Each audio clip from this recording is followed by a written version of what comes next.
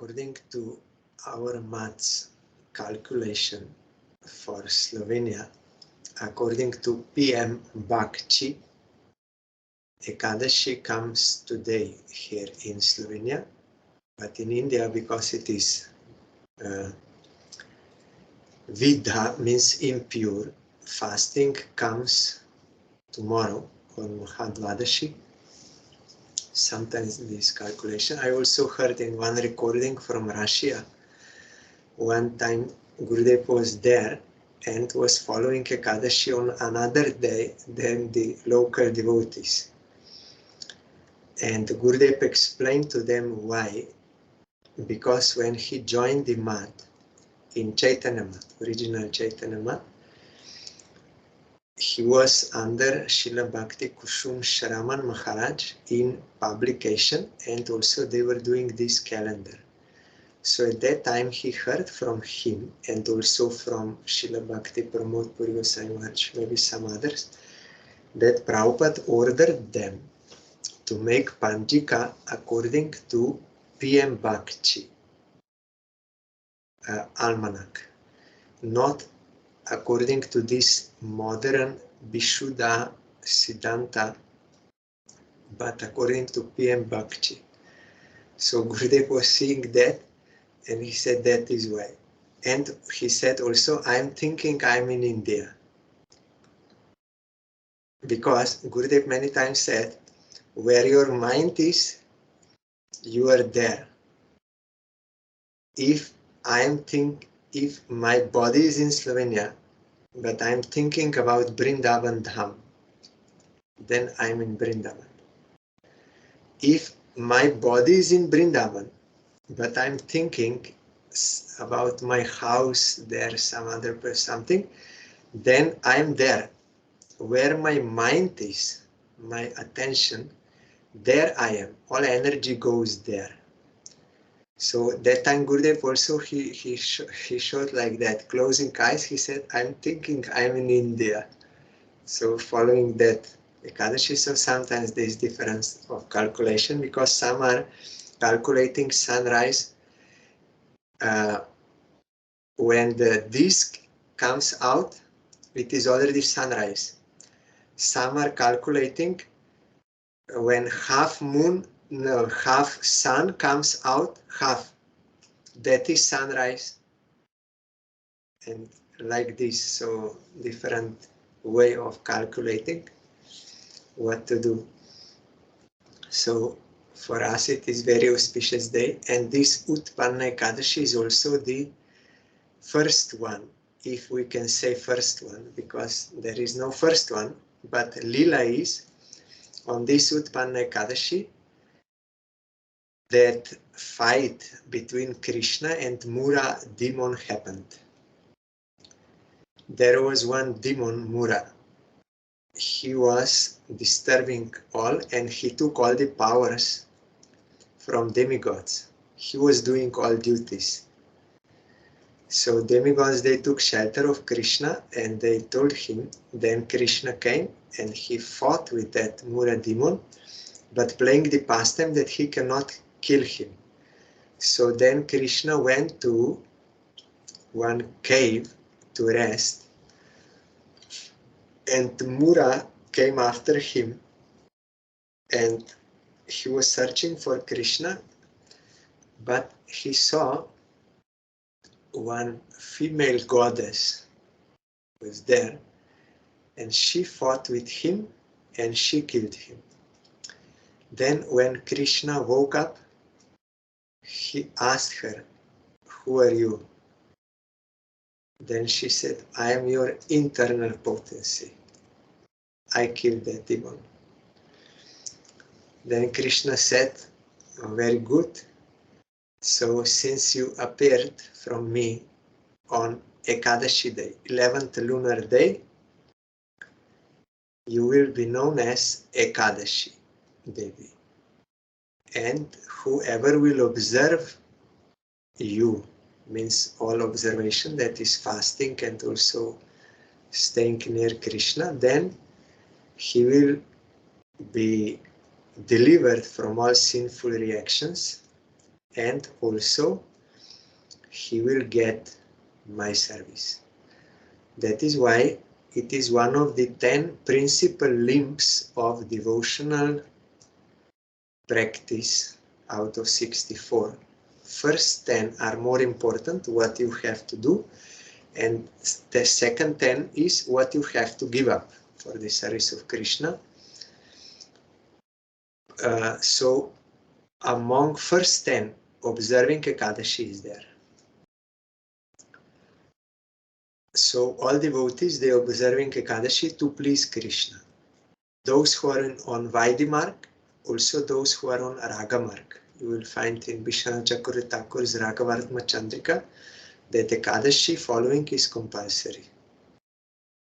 And putting tilak, they are compulsory. Also Chaitanya Mahaprabhu, he requested his mother when he was very young. He said, "Oh my mother, you please give me something."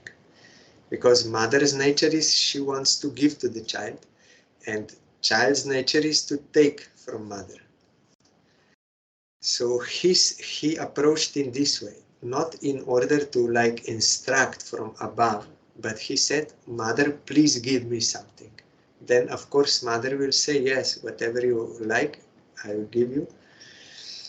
Then he said, "You please follow Ekadashi."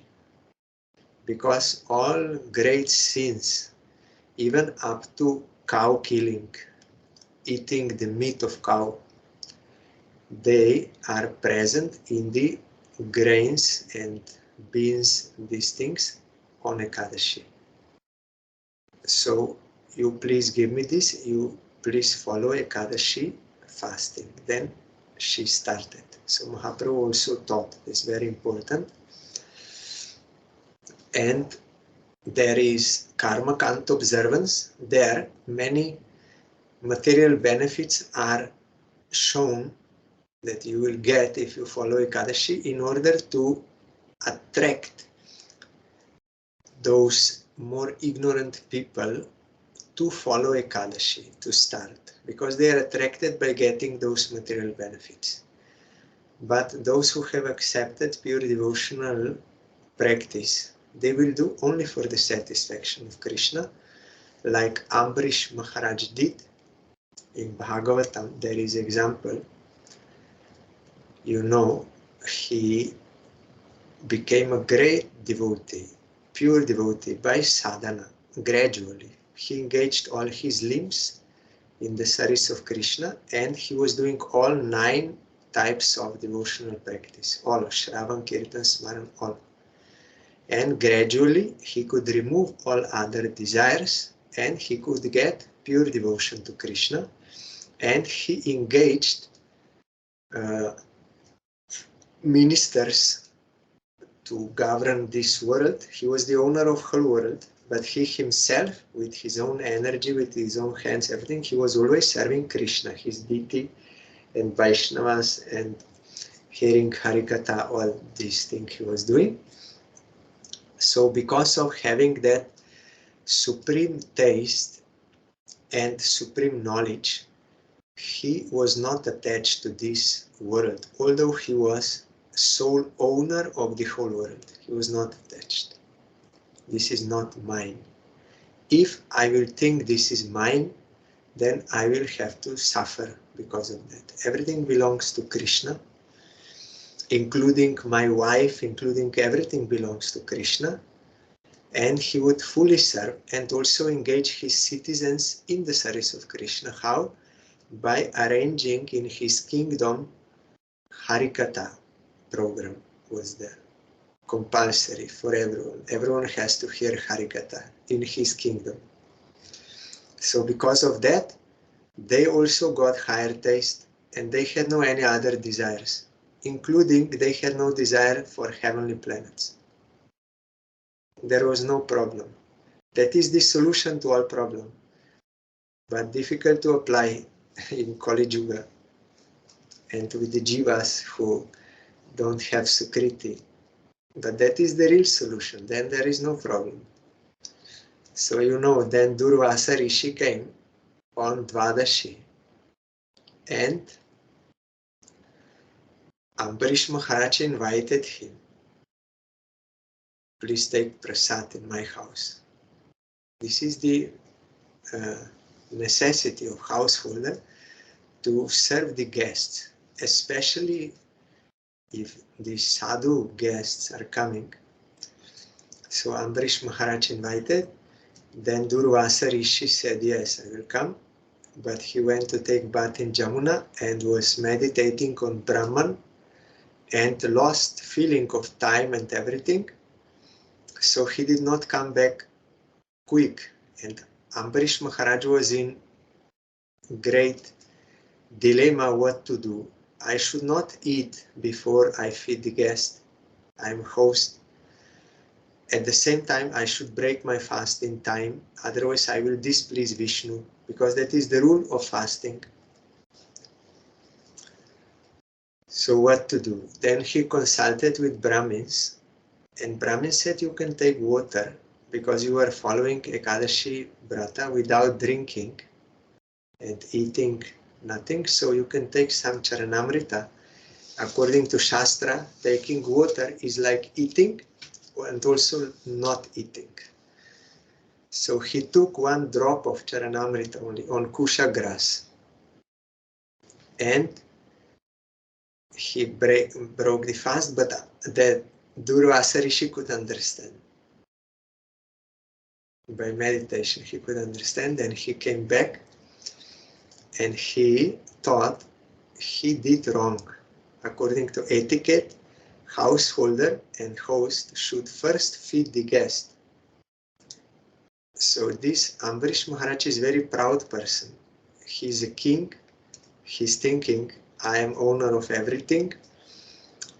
He does not have any respect for guests, and especially as I am a sannyasi and also Brahmin. So this sort of activity is not good. And because he's the king, everyone will think they can also do like this. So I will have to give exemplary punishment so that no one will dare to do anything like this. Otherwise, whole society will be disturbed, will be ruined. So he took one hair and threw on the ground in great anger, and from his anger that personified, one goddess came, one Devi, to kill Ambarish Maharaj. But Ambarish Maharaj thought, yes, if I did anything wrong, then I will get punished. Everything happens by the will of Krishna. So he just stood there with folded hands. He did not protest or run away or try to protect himself. No, he was surrendered, whatever is the will of Krishna, yes. But Sudarshan immediately came, Sudarshan Chakra, and destroyed that goddess, because Narayan already before ordered Sudarshan. Ambarish Maharaj is my pure devotee, and he does not want anything, he only wants my service. So you have to protect him always, Sudarshan. So Sudarshan immediately came, because there was no fault in Ambarish. Then went after Durvasa Rishi, and he tried to escape everywhere, in the mountains, in the oceans, in all material elements, in those planetary systems, everywhere he went, but no, he could not escape any place. Then he thought, I'm a Brahmin, so I should go to Brahma to take shelter. He will rescue the Brahmin. So he went to Brahma and said, you please rescue me. Then Brahma said, no, this is Narayan's weapon. People think I am the creator, but it is not true. I get the power from Narayan to do the creation. I'm not independent, so I cannot rescue. Then Durvasa Rishi, disappointed, he went to Shiva. He thought, I came out from Shiva. I'm his partial manifestation. I'm his son. So surely he will protect his son. He went there and prayed to be rescued, then Shiva said, no, this is Narayan's weapon. People think I am destroying, but getting the power of Narayan, I can destroy. I'm not independent. This is the Narayan's weapon. I cannot rescue. But I bless you. You go to Vaikuntha, to Narayan. You pray to him. Then Durvasa went there and was bowing down and praying to Narayan, but Narayan did not reply anything. Then he gave many reasons. You are Jagannath. You are master of the world. I am also in the world. You are also master of me. I am taking your shelter. Please rescue me. Yes, I did wrong, but you please rescue me. But Narayan did not reply. And again he said, you are Ananta, you are unlimited. So all your qualities are unlimited. Your compassion is unlimited. All the sadhus, by worshipping you, they get compassion. So you please rescue me. Otherwise, if you will not rescue me, then this name, your Ananta, will not hold true because your compassion is not unlimited. Then Narayan said, from where the compassion comes? From the heart. But I don't have my heart. My heart is with Ambarish Maharaj. I am in his heart and he is in my heart. So already my heart is not with me.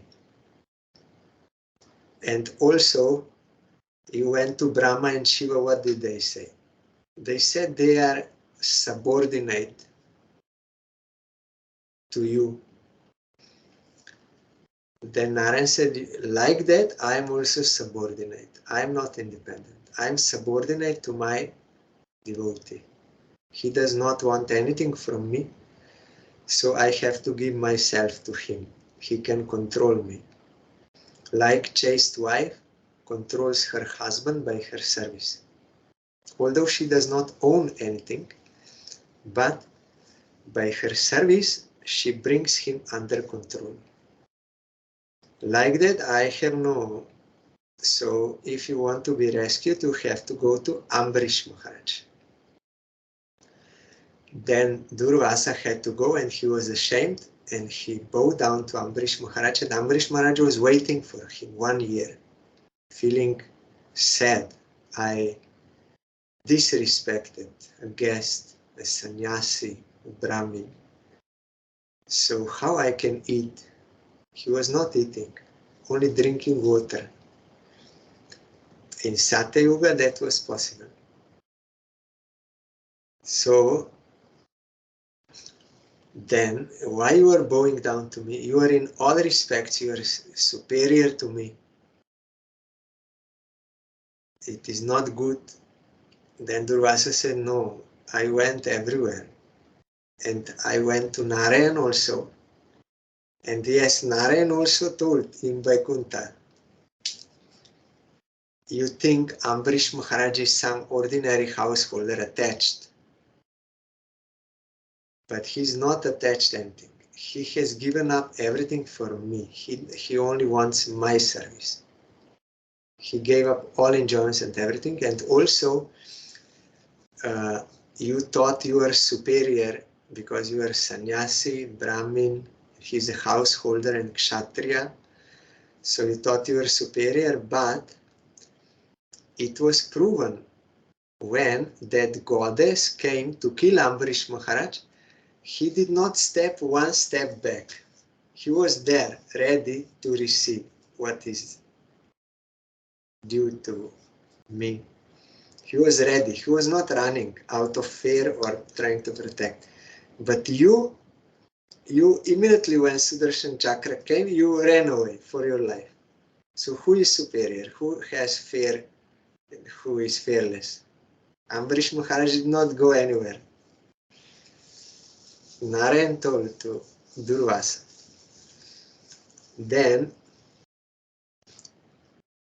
Durvasa said, no, I saw everything and Narayan told me and I came to you to beg forgiveness. You please rescue me. Then Ambarish Maharaj was praying to Sudarshan Chakra.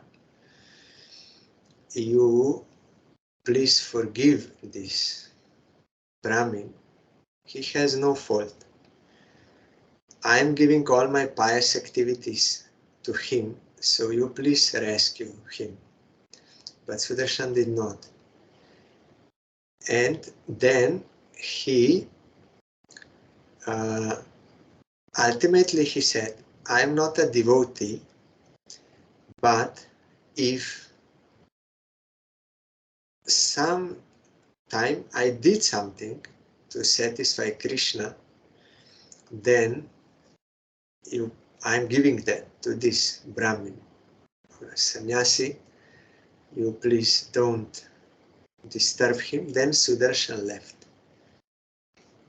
because he committed offense to Vaishnava, and only Vaishnava can grace him, forgive him.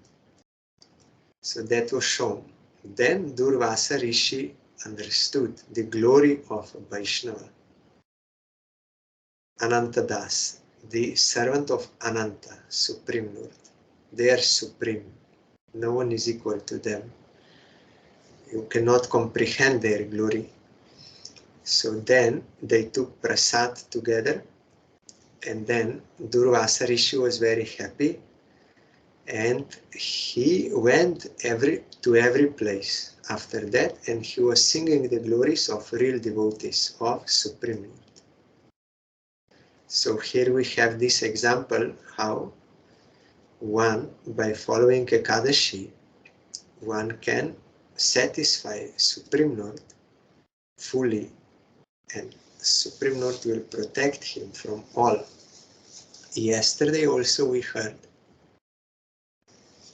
how in Mayapur, Kazi tried to disturb the devotees and he broke Mridanga.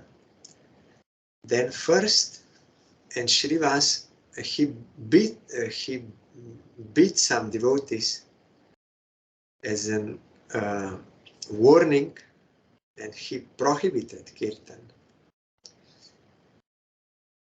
Then Srivas Thakur became worried and he started to worship Nrishingadev in his house.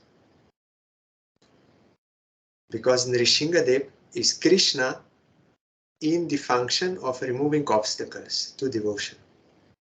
He is not any other person. Supreme Lord is only one, but different lila.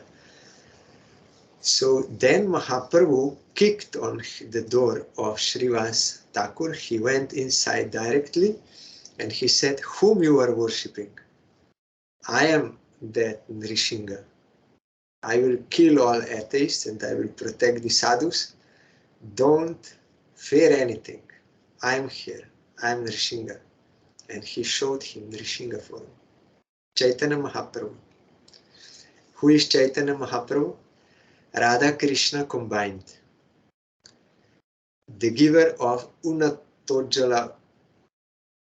Ujjvala Rasa. Supremely radiant, that service of Radharani, Unata Ujjvala Rasa, supreme. But here he is making pastime in Gaur Lila as Nrishinga. Because he is the remover of the obstacles of Kirtan, Nama Sankirtan. So we should not hesitate. Some are hesitating to worship Nrishinga or to sing his name, like they're hesitating. They think, no, this has nothing to do with us. We are Aganugas. We have nothing to do with Nrishinga. But here we see Radha Krishna combined, and the most munificent form of God and bestower of Unata Ujjvala Rasa. He appeared as Nrishinga. So how we can neglect Nrishinga? Or why we are hesitant? to pray for his grace. We will not lose our Raganuga by worshipping Nrishinga. We will improve our Raganuga, because Raganuga is not possible with Anarthas. And he's the removal of Anarthas. Also, Bhaktivinoda Thakur went to Nrishingapali in Navadip and he was praying to him. Then Nrishingadev appeared to him and said, yes, I'm very happy with you. You are staying here in Navadip Dham. By the blessing of my devotees. He didn't say by my blessing. He said by the blessing of my devotees, all your obstacles will be removed. All kama, krodha, lobha, moha, mada, matsarja, everything will be removed from your heart, so you can peacefully worship Radha Krishna or Chaitanya Mahaprabhu. So why we should hesitate? Because we are not understanding on transcendental platform. We are calculating by our material some conceptions. We are making difference, but there is no difference between Chaitanya Mahaprabhu and Nrishingadev. And this was one time.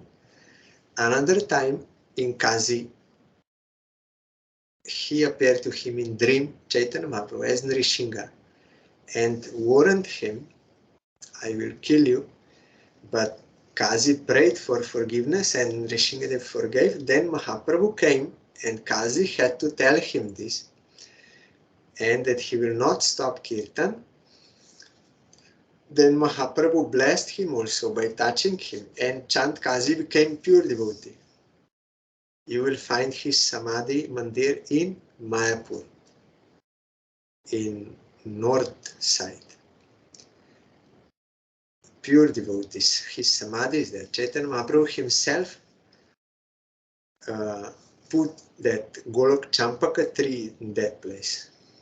You will find that is very holy place, and both Muslims and Hindus both are coming to bow down to him. And he wrote, will no one in my family in future should not stop Sankirtan. So like that we have so many obstacles in our heart for Kirtan, Nama Sankirtan. So if we pray to Nrishinga Bhagavan, chant his name with prayer, then he will remove those obstacles and we can progress in devotion. We will not lose Raganuga, we will gain. So in this way he appeared. And you know, Chaitanya Mahaprabhu in Mayapur, in Srivas Thakur's house on Ekadashi day, from early morning, at the end of night, early morning, Mahaprabhu gathered all the devotees and they started Nama Sankirtan. And whole day, whole night, they were congregationally chanting Nama Sankirtan with great ecstasy, with all ecstatical symptoms, and they did not feel any fatigue, hunger, thirst or anything. No, they were relishing Krishna Prem in Srivas Thakur's courtyard, which is not different from Rasa Stali in Vrindavan. Rasa Stali means where Rasa Lila is going on. That Rasa Lila and place in Mayapur, they are Srivas Thakur's courtyard, and this Sankirtan Lila is Ras Lila. They are all serving Krishna. So in that same Rasa Stali, Mahaprabhu appeared as Nrishinga Bhagavan to pacify Srivas Thakur. So why we are hesitant about Nrishingadev? We will benefit by worshipping him, not lose anything.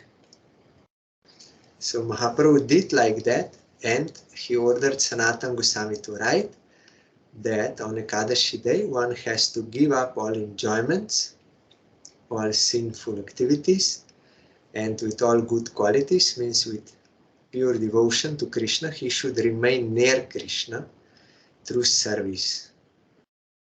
And because we are not on transcendental platform that we can directly serve Krishna, our Gurudev explained, if there is 10-storied building, if I'm in ground floor and my master is in 10th floor, how I can serve him? I cannot serve him. I have to go up to him that flat and that bed, then I can serve. Like that, Krishna is transcendental. I am in material world, material, how I can serve him? So there is one process. By accepting mantra diksha, Krishna will accept you and will make your body transcendental. According to the degree of your surrender, then you can serve. But that is very difficult to completely unconditionally surrender. That is why more easy process is to chant his name. Chaitanya Mahaprabhu showed, because name and named are non-different. With faith, with surrender, if we chant, then we will serve him. We will be near him. And we have to follow all the rules of fasting. And according to our capacity, then that will be a real observance of Ekadashi. Our devotion will increase. We will satisfy Krishna. And we are also hearing SRIMAD BHAGAVATAM introduction. We heard the Mayavadis in Kashi, Prakashananda Saraswati. He criticized Mahaprabhu. He is a sannyasi and he is dancing and singing with some sentimentalists. He should study Vedanta. Then that one Brahmin was sad. So he arranged one meeting and then Mahaprabhu showed this pastime. Very humble he was there in that place where they are washing feet. So then they invited and they asked, why you don't study Vedanta? He said, what is my fault? I came to Gurudev. Gurudev told me you are a fool. You have no qualification to study Vedanta. So you should only chant Harinam. It is in Shastra, you will get ultimate goal. So I did, Gurudev told me. And then I was chanting. Then automatically all these ecstatical symptoms, they appeared and I was behaving like a mad person. Sometimes crying, sometimes laughing, sometimes rolling on the ground, sometimes shivering, sometimes stunned, hair standing on my end, voice choked, all this. Then I thought I became mad person. So what is this? I went back to Gurudev. I said, Gurudev, what kind of mantra you gave me? It made me a mad person. Then we said, no, these are the ecstatical symptoms of Krishna Prema. That is the ultimate goal of life. Not Dharma, Artha, Kama, Moksha, but Prema, Krishna Prema. So you are very, your life is successful, you got it. It is very good. So now you go on chanting and you inspire others also. So I did what is my fault. Then when Mahaprabhu was explaining this, then they already understood this is something superior. He's speaking. Some superior type of realization they could feel in his speaking and also in his forum and everything. They were attracted and they submitted to him. And they also became devotees by his grace. Then Prakashananda asked, okay, but what is wrong in studying Vedanta? Said Mahaprabhu, nothing wrong. Vedanta is pure, is not different from Krishna. He is author. Nothing is wrong. But this explanation of Shankaracharya, that is covering the real meaning of Vedanta. That is not good. And they, so whatever interpretations have been given by Shankaracharya have no direct bearing on the sutra. And therefore such commentation spoils everything. But without commentary also it is very difficult to catch what Vyasadeva meant. It's very short sutras, you cannot understand. So we need commentary. That commentary is Bhagavatam, and that commentary which Mahaprabhu gave to Sarvam Bhattacharya, and also here into Prakashananda and other Mayavadis, that commentary was manifested by Baladev Vidyabhushan, Govinda Bhasya. So if you want to study Vedanta with commentary, then we have to study that Govinda Bhasya. Because they challenged you, this Gauriya Sampradaya, this is all bogus. There's no real Sampradaya. Because you don't have any commentary to Vedanta. Then Vishnu Chakravarti Thakur sent, they challenged the king of Jaipur, who was serving Radha Govinda, installed by Rupa Goswami. He was Gauriya Vaishnava, disciple of Vishnu Chakravarti Thakur. So they challenged him and they confused him. Then he asked Vishnu Chakravarti Thakur. Then he said, I cannot come, but I will send Baladev Vidyabhushan. I am old. He will go. Then Baladev Vidyabhushan, already commentary is there by the author himself, Vyasadeva. So we are accepting that commentary. What is wrong? They said, no, we are not accepting. You have to write commentary, separate commentary to Vedanta Sutra.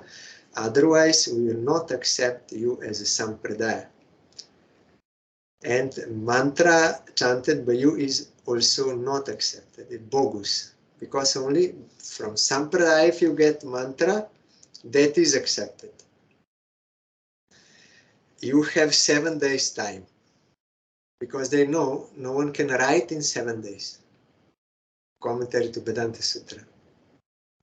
They gave 7 days. Then, Baladev Vidyabhushan also taught it is not possible to write in 7 days. Vedanta commentary. Then what to do? Then he went to Radha Govinda in Jaipur. Rupa Goswami's installed deities. He was praying what I have to do. Then that garland from Govinda fell on his neck. Then he understood, Govinda wants me to write commentary.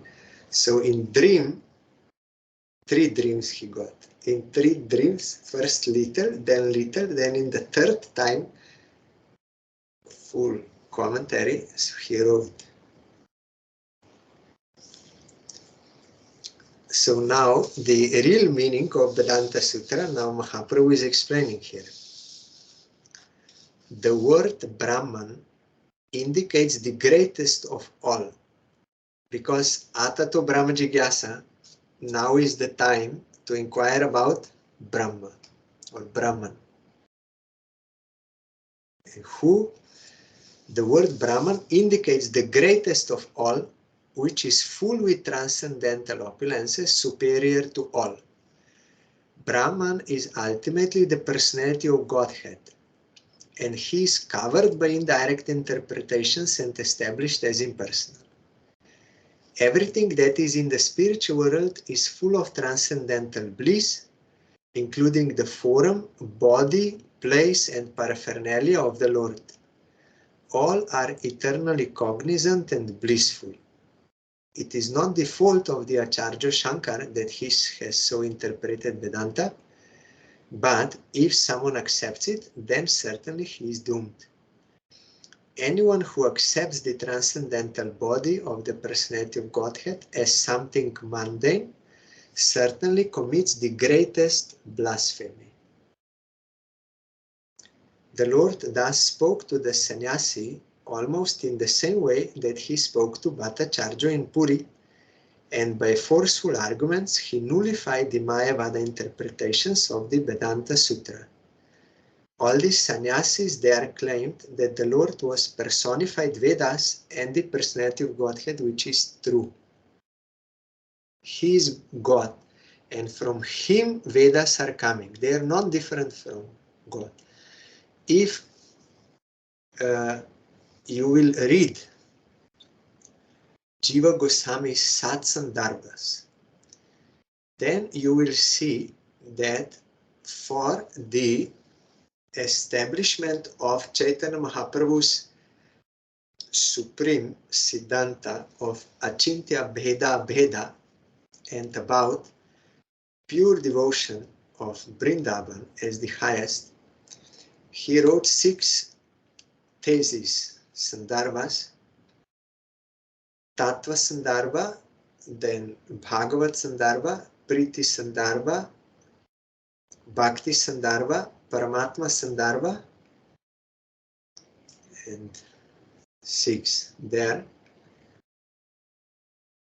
There you will see he quoted from all scriptures, evidences, totally all, from the Vedas, Rig, Sama, Atharva, Yayus, Yajurveda, 4 Vedas, then from Upanishads, from Vedanta Sutra, from Mahabharata, from Puranas, from Bhagavat. All scriptures he quoted there. Because he's a Bilasa Manjari in Golok Vrindavan, but he played the pastime of learning all the scriptures in Kashi from Madhusan Vachaspati. All scriptures, what exist. We are unable to read that much, but he was expert in all the scriptures. So in Sat Sandarbha you will find he's quoting everything. You are amazed how well, and everything perfectly, logically explained. No one can refute, impossible. So personified Vedas. All Vedas, they are actually revealing Supreme Lord and devotion to Him. But if we misunderstand, then there is some deviation. But Jiva Goswami showed this. All Vedas are pointing to this point. All these sannyasis were converted to the cult of Bhakti. All of them accepted the holy name of the Lord Shri Krishna. Yes, another is Krishna Sandarbha. 6. Tattva, Bhagavat, Bhakti, Krishna, Paramatma, and Priti. 6 Sandarbhas. Priti is the last one, about Prayojana Tattva. Priti means love of Godhead, affection. There he is explaining that Priti is the ultimate goal of life. And you also heard maybe that fact when Gurudev, with Parangurudev, went to one temple there for some preaching. Then they sent him to one who established this temple. Then he said, I had no faith in Mahaprabhu before. But because that Ganguly, one very highly knowledgeable person, he finished all education, what is possible with highest degree, all master, doctor, everything, all subjects he finished with highest degree. He was learned in everything, and the British government, they wanted to give 1 lakh rupees at that time. That was like billion today, to get his brain after he will die. To get his brain, to see what kind of brain is this. So this person, he said that Priti Sandarbha is the jewel of all, of Jiva Goswami. It is if someone does not read this book, Priti Sandarbha Jiva Goswami, his life is useless. He said this statement. So this person who had no faith in Mahaprabhu, he heard this. If he is telling, then I must read this book. So he he got it, and he was trying to understand by the help of some Sanskrit pandits, but they could not understand, he could not understand properly. Then they told him, you have to study with one devotee. Then he went to one devotee, and that devotee knew that he does not have faith in Mahaprabhu. So he sometimes, when explaining Priti Sandarbha, he also quoted some verses of Chaitanya Charitamrita, because Krishna Das Kaviraj Goswami and Chaitanya was following Jiva Goswami, all points. Then this person became attracted. These are your verses of Bengali, they are very sweet and no extra words are there. Very concise and very sweet, very beautiful. These are your, or this is from some book. I like very much. Then after he already liked, then the devotee said, no, they are from Chaitanya Charitamrita book. Oh, then first he had some like this, oh Chaitanya, but he was attracted to these Bengali verses. Then he wanted to read the Chaitanya Charitamrita. After reading Chaitanya Charitamrita, then his whole life is changed. He became pure devotee of Mahaprabhu. He said, this is highest. Before I could not understand. This is highest. So how it came? Through Priti Sandarbha of Jiva Goswami.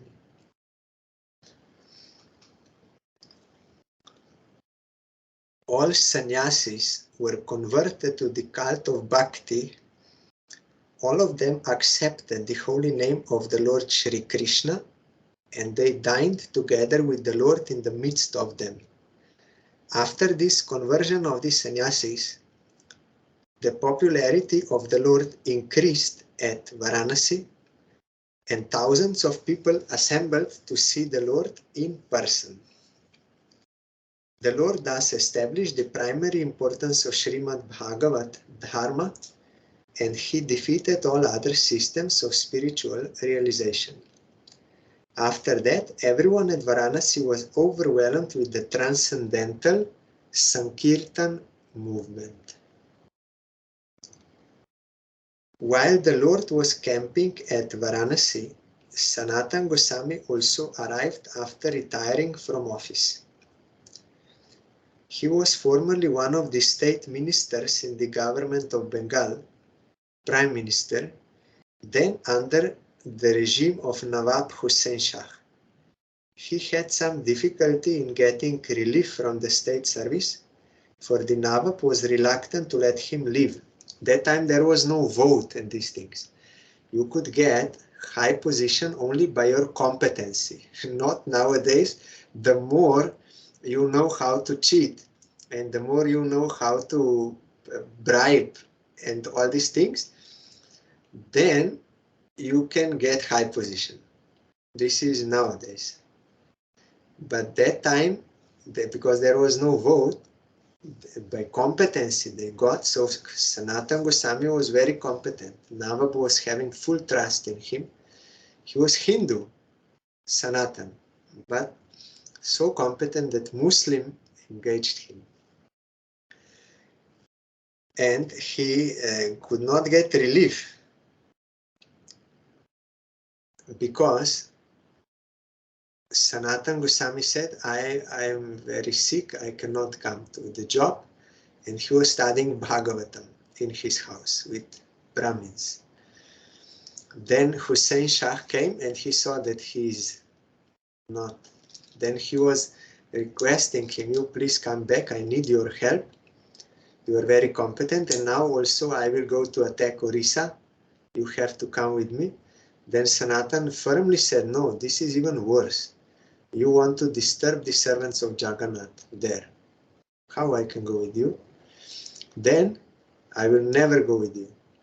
Then Hussain Shah put him in prison. Not because he was sad that he's not coming to job and he's not coming to Orissa, but because he knew he's so competent person. If I will be engaged there in Orissa, then he will here usurp my position. He will become ruler here. He's so qualified. So these politicians and they're always afraid for their position and always competing with each other, or kings always there. They're only thinking about position, so they also think everyone else is thinking about position.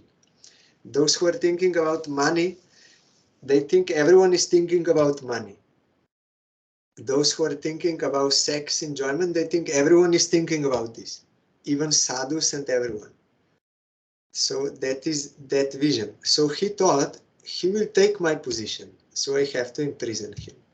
But Sanatana Goswami was not interested in any position. So finally he could release himself from jail, you know, by some so-called immoral means, but because they were used for right purpose, he could come. Yes, nonetheless, he came to Varanasi, and the Lord taught him the principles of devotional service. Tomorrow we will hear what Sanatana Goswami heard from Chaitanya Mahaprabhu.